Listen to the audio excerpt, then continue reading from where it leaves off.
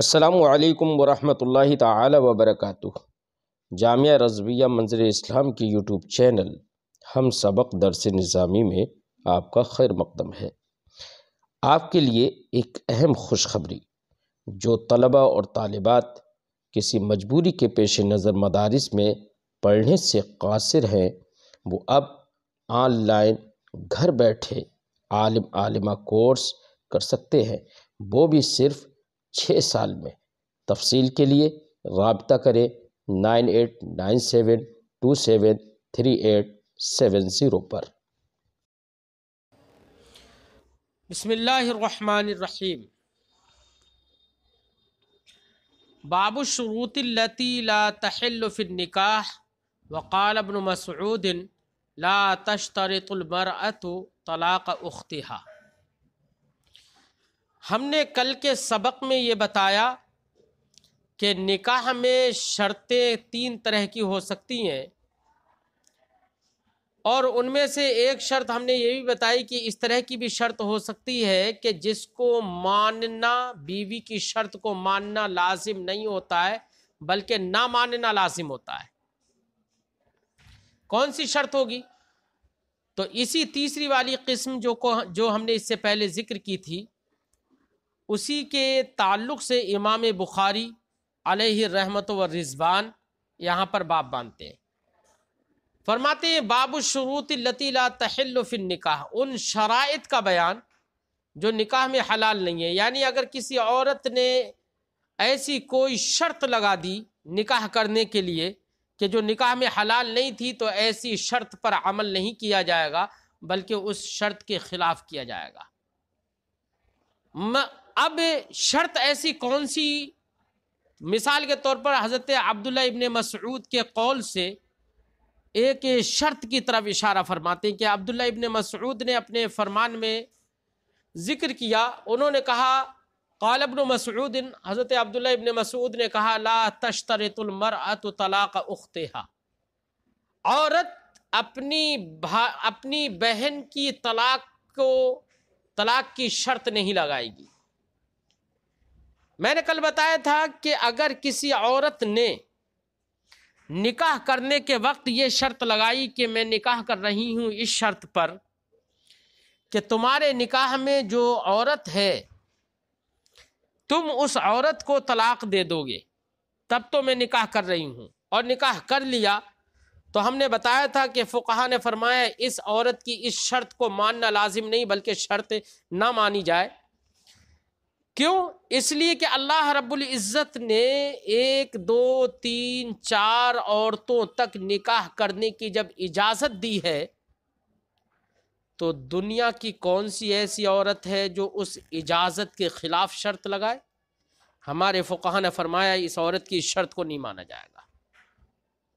ٹھیک ہے، تو یہ ایسی شرط اگر کوئی لگا دے تو اس کو پورا کرنا لازم نہیں ہے۔ ہاں،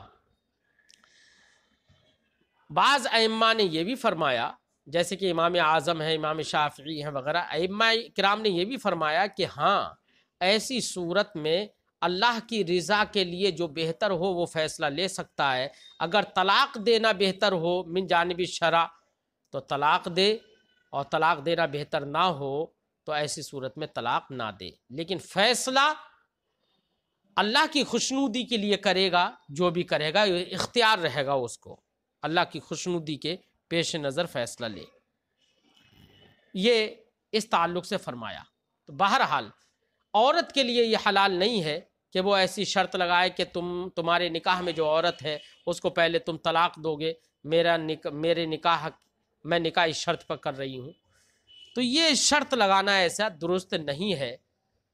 اچھا، عبداللہ ابن مسعود کے فرمان میں ہے لا تشترط المرأة طلاق اختها، عورت اپنی بہن کی طلاق کی شرط نہیں لگائے گی۔ تو لفظ اخت سے بظاہر تو یہ سمجھ میں آ رہا ہے کہ کوئی جیسے کہ بیوی کی بہن ہے، وہ اپنے اگر بہنوئی سے نکاح کرنا چاہے تو وہ یہ شرط لگائے کہ وہ اس کی بہن کو طلاق دیں گے۔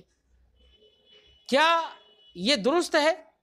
تو یہاں پر اخت کا معنی حقیقی بہن نہیں ہے، یہاں پر اخت سے مراد دینی اور قومی بہن ہے، یعنی ہم کسی کے نکاح میں، زید کے نکاح میں کوئی عورت ہے اور دوسری عورت جس سے وہ زید نکاح کرنے جا رہا ہے، وہ عورت یہ کہے کہ تمہارے نکاح میں جو میری ایک قومی بہن ہے، میری ایک دینی بہن ہے، اس کو تم پہلے طلاق دو گے، ایسی شرط لگانا درست نہیں ہے۔ تو یہاں پر اخت سے مراد اخت حقیقی نہیں ہے۔ کیوں؟ اس لیے کہ اخت حقیقی سے تو نکاح ہی جائز نہیں ہے جب تک اپنی بیوی طلاق کی عدت میں بھی ہے، اس وقت تک بھی اس بیوی کی بہن سے نکاح کرنا جائز نہیں ہے۔ تو شرط لگانے کا کیا مسئلہ؟ وہاں پر کوئی مسئلہ نہیں۔ تو یہاں پر اخت سے مراد اخت حقیقی نہیں ہے، اخت قومی ہے، اخت دینی ہے، کیونکہ تمام عورتیں دین کے لحاظ سے سب ایک دوسرے کی بہن ہیں۔ ٹھیک ہے، فرماتے ہیں وقال ابن مسعود، حضرت عبداللہ ابن مسعود نے فرمایا لا تشترط المرأة طلاق اختها، کوئی عورت اپنی بہن یعنی قومی بہن کی طلاق کی شرط نہیں لگائے گی۔ حدثنا عبید اللہ ابن موسیٰ، ہم سے حدیث بیان کی عبید اللہ ابن موسیٰ نے، وہ روایت کرتے ہیں عن زکریہ، زکریہ سے، وہ اور زکریہ جو ہیں وہ ابن ابی زائدہ ہیں جو روایت کرتے ہیں سعد ابن ابراہیم سے، وہ روایت کرتے ہیں عن ابی سلمہ، حضرت ابو سلمہ سے، وہ روایت کرتے ہیں عن ابی ہریرہ، حضرت ابو ہریرہ سے، وہ روایت کرتے ہیں عن النبی صلی اللہ علیہ وسلم، نبی کریم صلی اللہ علیہ وسلم سے، قال، سرکار نے ارشاد فرمایا لا یحل لامرأۃ تسأل طلاق اختہا، کسی عورت کے لیے حلال نہیں ہے کہ وہ اپنی بہن کی طلاق کا مطالبہ کرے، اپنی بہن کی طلاق کا مطالبہ کرے۔ طلاق کا مطالبہ کرنا یہ حرام ہے۔ لِتَسْتَفْرِغَ صَحْفَتَهَا، طلاق کا مطالبہ کرے تاکہ وہ اس کے برتن کو اپنے لیے خالی کر لے، اس کے برتن کو اپنے لیے، یعنی جو دوسری بیوی کے پاس جو وقت دیتا وہ وقت بھی اسی کو مل جائے، اس لیے یہ اگر یہ چاہے کہ دوسرے کو طلاق دینے کی شرط لگا لے تو یہ طلاق دینے کی شرط لگانا اس کے لیے حلال نہیں ہے، یعنی اس کا وقت بھی اسی کو ملے۔ فَإِنَّمَا لَهَا مَا قُدِّرَ لَهَا، سرکار نے فرمایا کیونکہ عورت کے لیے وہی ہے جو اس کی تقدیر میں ہے۔ اگر تقدیر میں یہ ہے کہ اس کی سوکن بھی ہوگی، دوسری اس کے شوہر کی دوسری بیوی بھی ہوگی تو وہی ہوگا، اور اگر تقدیر میں یہ ہے کہ اس کو اتنا وقت ملنا چاہیے شوہر کی طرف سے تو اتنا ہی وقت ملے گا جتنا مقدر ہے، لہذا کسی کو طلاق دے کر اگر طلاق بھی دلوا دی تب بھی کوئی ضروری نہیں ہے کہ اس کو پورا وقت اس کا شوہر ہر وقت اسی کے یہاں پر رہے، یہ کوئی ضروری نہیں ہے۔ فرماتے سرکار نے ارشاد فرمایا فَإِنَّمَا لَهَا مَا قُدِّرَ لَهَا، عورت کے لیے وہی ہے جو عورت کے لیے مقدر کر دیا گیا ہے، اس لیے طلاق دلوانے سے بھی کوئی فائدہ نہیں ہے۔ بہرحال طلاق کا مطالبہ کرنا یہ حرام ہے۔ باب السفرۃ للمتزوج، یہ باب ہے اس بیان میں کہ نکاح کرنے والے آدمی کا سفرہ یعنی پیلا رنگ لگانا، کیا آدمی کو پیلا رنگ لگانا نکاح کے وقت میں یہ اچھا تھا یا نہیں؟ اصل میں عرب کی عادت یہ تھی کہ جب کوئی شادی کرتا تھا تو وہ اپنے کپڑے پیلے کپڑے پہنتا تھا، پیلے رنگے ہوئے کپڑے پہنتا تھا، اس سے لوگ سمجھ لیتے تھے کہ اس کی شادی ہو گئی ہے۔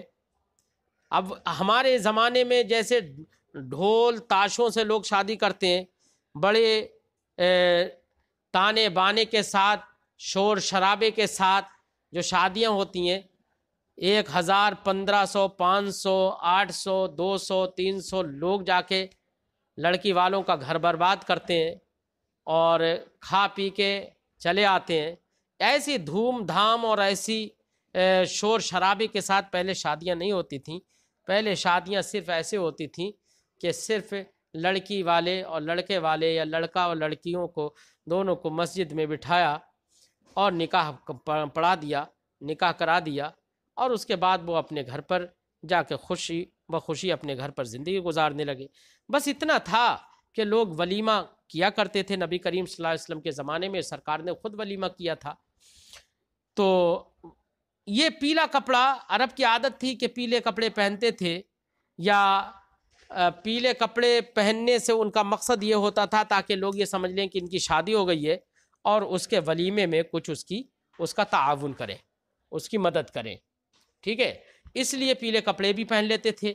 اور عورتیں دلہنوں کو عام طور سے زعفرانی خوشبو بھی لگائی جاتی تھی اور زعفرانی رنگ کے کپڑے پہنائے جاتے تھے۔ تو کبھی کبھی ایسا ہوتا تھا کہ شوہر اور بیوی کے آپسی ملابست سے عورت کے جو زعفرانی رنگ لگا ہوا ہوتا تھا یا اس کے جسم پر کچھ خوبصورتی کے طور پر اس طرح کی چیزیں مل دی جاتی تھیں، وہ اس کے شوہر کے جسم پر اور اس کے منہ پر بھی لگ جاتی تھی۔ ایسا ہی ہوا کہ نبی کریم صلی اللہ علیہ وسلم کی بارگاہ سے حضرت عبد الرحمن ابن عوف کا گزر ہو رہا تھا، تو نبی کریم صلی اللہ علیہ وسلم نے دیکھا کہ ان پر تو پیلا اثر ہے، یعنی شادی کا اثر ہے۔ تو سرکار نے پوچھ لیا کہ بھئی یہ سب رنگ کیسا ہے؟ تو انہوں نے عرض کیا، رسول اللہ شادی کر لی ہے میں نے ایک انصاریہ عورت سے۔ تو سرکار نے فرمایا کہ تم نے اس کو مہر کتنا دیا ہے؟ تو انہوں نے کہا کہ کھجور کی گٹھلی کے برابر سونا دیا ہے میں نے مہر میں۔ تو سرکار نے فرمایا ولیمہ کرو۔ تو دیکھیے اس سے یہ پتہ چلا کہ ان کے چہرے پر پیلا پن یا پیلے رنگ کا اثر تھا۔ تو اس سے معلوم ہوا کہ ایک نکاح کرنے والا پیلے کپڑے، زعفرانی رنگ کے کپڑے پہن سکتا ہے، یہ سمجھ میں آیا۔ اب میں یہ تو حدیث پاک کا مفہوم میں نے بتایا، اب یہاں پر فقہاء کرام کا قول بھی سنیے۔ حضرت امام شافعی اور امام اعظم رضی اللہ تعالی عنہ، ان تمام حضرات کے نزدیک مرد کے لیے زعفرانی یا پیلے کپڑے پہننا یا بھگوا رنگ کے کپڑے پہننا یہ مکروہ تحریمی ہے، ممنوع ہے۔ اب جب ممنوع ہے تو پھر سوال یہ ہے کہ حدیث پاک میں یہ جو ہے کہ عبد الرحمن ابن عوف کے چہرے پر ان پر پیلے پن یا زعفرانی رنگ کا اثر سرکار نے دیکھا، تو یہ کیوں؟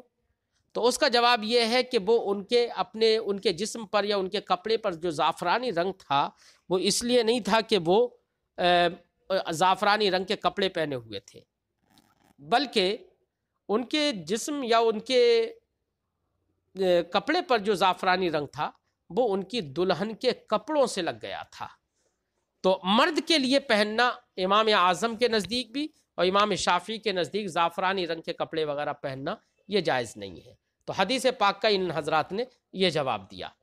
امام مالک علیہ رحمت و رضوان یہ فرماتے کہ مرد کا اپنے جسم پر زعفرانی رنگ رنگنا یہ تو جائز نہیں ہے، یہ ممنوع ہے، لیکن کپڑے پر رنگنا اور کپڑے کا اس سے مخلوط ہو جانا یہ جائز ہے، کیونکہ ایک حدیث پاک میں ہے، اس میں یہ ہے کہ اللہ کے رسول صلی اللہ علیہ وسلم نے فرمایا لا يقبل اللہ صلاۃ رجل فی جسدہ شیء من خلوق، کہ اللہ رب العزت اس شخص کی نماز کو قبول نہیں فرماتا ہے جس کے جسم کے اندر کچھ بھی زعفرانی رنگ ہو، یہ سرکار نے فرمایا۔ تو یہاں پر جسد کا لفظ مذکور ہے، تو اس لیے امام مالک یہ کہتے ہیں کہ جسم پر ایسا رنگ ملنا یہ تو جائز نہیں ہے، لیکن کپڑے پہ ملنا یا کپڑے پہ لگانا یہ جائز ہے۔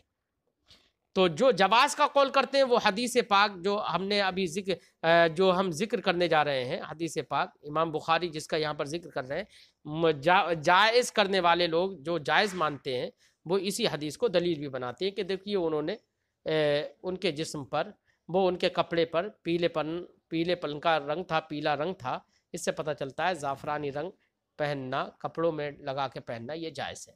یہ امام مالک وغیرہ کا قول ہے۔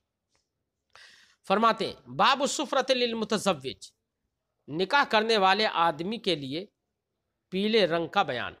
ورواہ عبد الرحمن بن عوف، اور اس کی روایت پیلے رنگ کی روایت حضرت عبد الرحمن ابن عوف نے کی ہے عن نبی صلی اللہ علیہ وسلم، نبی کریم صلی اللہ علیہ وسلم سے. حدثنا، ہم سے حدیث بیان کی عبداللہ ابن یوسف نے، قال انہوں نے کہا اخبرنا مالک، ہم سے حدیث بیان کی مالک نے. وہ فرماتے ہیں، وہ روایت کرتے ہیں حمید الطویل سے، وہ روایت کرتے ہیں انس ابن مالک سے، وہ کہتے ہیں ان عبد الرحمن ابن عوف، کہ حضرت عبد الرحمن ابن عوف جاء الی رسول اللہ صلی اللہ علیہ وسلم، رسول اللہ صلی اللہ علیہ وسلم کی بارگاہ میں آئے، وبہ اثر صفرۃ، اور ان پر پیلا رنگ کا اثر تھا. کیا تھا؟ پیلے رنگ کا اثر تھا. کیسے اثر آیا تھا وہ میں نے آپ کو بتایا کہ ان کے بیوی کے کپڑوں کے رنگ سے ان کے کپڑوں پر یہ پیلے پن کا اثر آ گیا تھا، پیلا رنگ آ گیا تھا. فسألہ رسول اللہ صلی اللہ علیہ وسلم، تو رسول اللہ صلی اللہ علیہ وسلم نے ان سے پوچھا. فأخبرہ، تو انہوں نے بتایا، انہ تزوج امرأۃ من الانصار، کہ وہ انہوں نے انصار کی عورتوں میں سے ایک عورت سے نکاح کر لیا، ایک انصاری عورت سے نکاح کر لیا ہے. قال، تو انہوں نے فرمایا، سرکار نے فرمایا، کم سقت الیہا، تم نے ان کو کتنا، ساق یسوقوں کا معنی ہوتا ہے بیٹا چلانا، ہانکنا، ساقت دابت جانور کو ہانکنا، لیکن یہاں پر سوق المہر مراد ہے، یعنی مہر دینا. سرکار نے فرمایا کم سقت الیہا، اس عورت کو تم نے کتنا مہر دیا؟ قال، تو انہوں نے جواب میں کہا زینت و نوات من ذہب، نوات کہتے ہیں گٹھلی کو. انہوں نے عرض کی یا رسول اللہ، کھجور کی گٹھلی کے وزن کے برابر من ذہب، سونا دیا ہے ہم نے. قال رسول اللہ صلی اللہ علیہ وسلم، تو رسول اللہ صلی اللہ علیہ وسلم نے ارشاد فرمایا اولم، اولما یولم، اعلام کا معنی ہوتا ہے ولیمہ کرنا. سرکار نے فرمایا ولیمہ کرو، ولو بشاتن، اگرچہ ایک بکری کے ذریعے ہی سے کیوں نہ صحیح.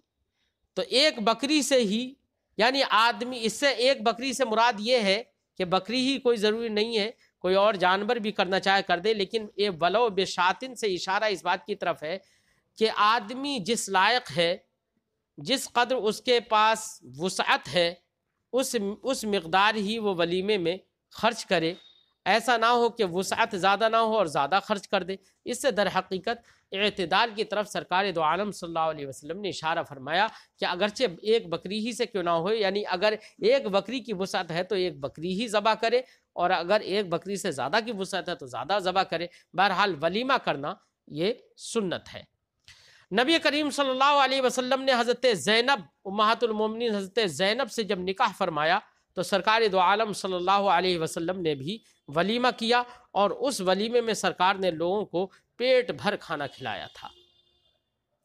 تو نبی کریم صلی اللہ علیہ وسلم کا ولیمہ کرنا یہ سنت ہے. اب ولیمہ یہ سنت کب ہے، اس سلسلے میں ائمہ کا اختلاف ہے.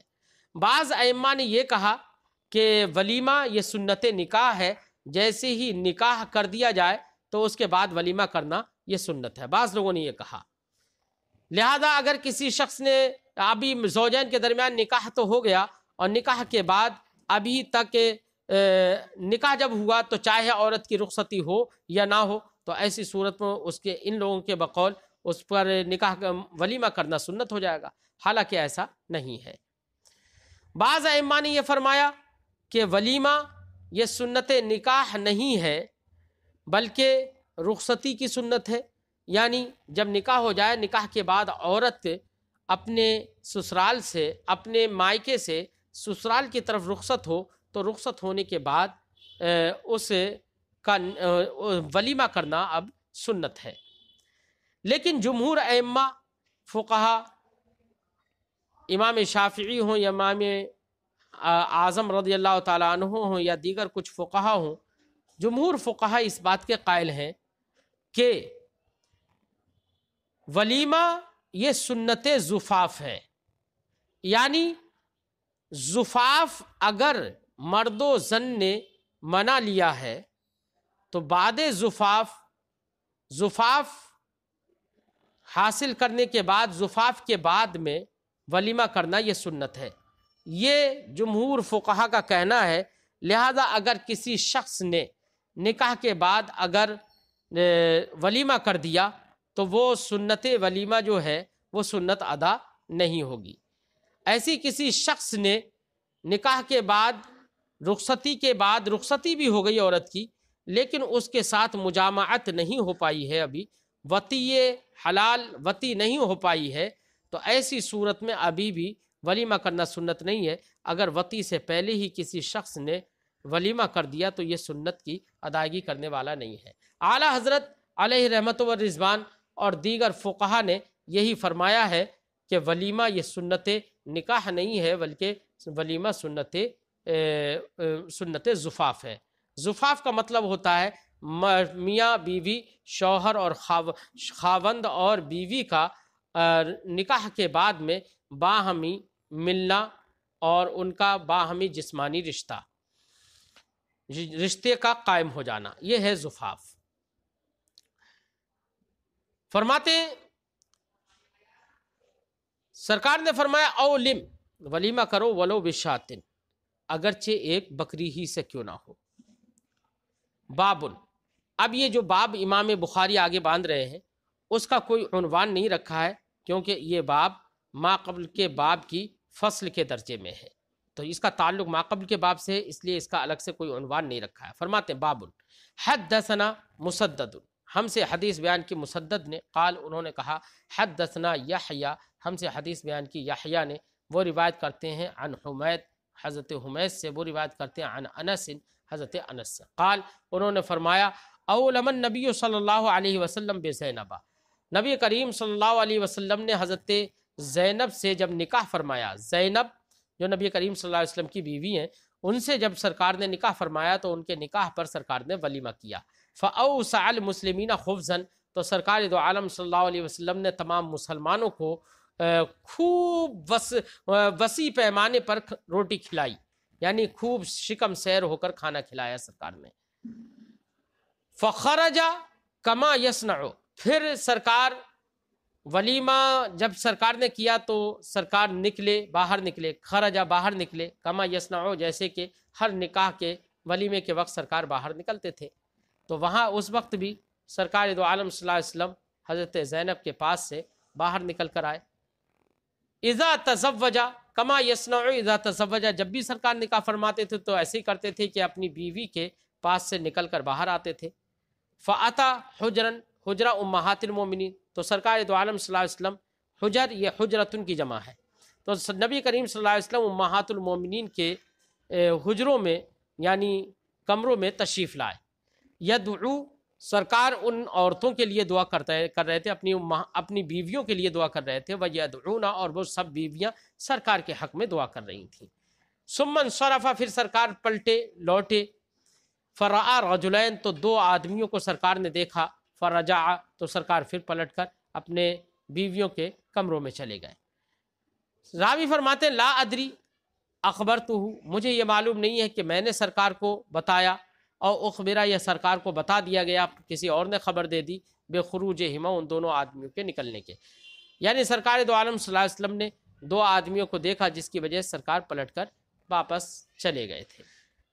تو اب اس حدیث پاک سے یہ سمجھ میں آیا کہ نبی کریم صلی اللہ علیہ وسلم نے جو ولیمہ کیا وہ ولیمہ زفاف کے بعد کیا، کیونکہ حدیث پاک میں ہے کہ سرکار دو عالم صلی اللہ علیہ وسلم جب ولیمہ تھا تو اس وقت سرکار دو عالم صلی اللہ علیہ وسلم اپنی بیوی جن سے نکاح کیا تھا حضرت زینب، ان سے ان کے کمرے سے باہر نکل کر آئے اور پھر ولیمہ ہوا ہے، تو اس سے پتہ چلا کہ زفاف کے بعد ولیمہ ہے۔ اسی سے اعلیٰ حضرت علیہ رحمت و رضوان نے الملفوظ میں فرمایا کہ ولیمہ یہ سنت زفاف ہے، زفاف کی سنت ہے، نہ کہ عقد نکاح کی سنت۔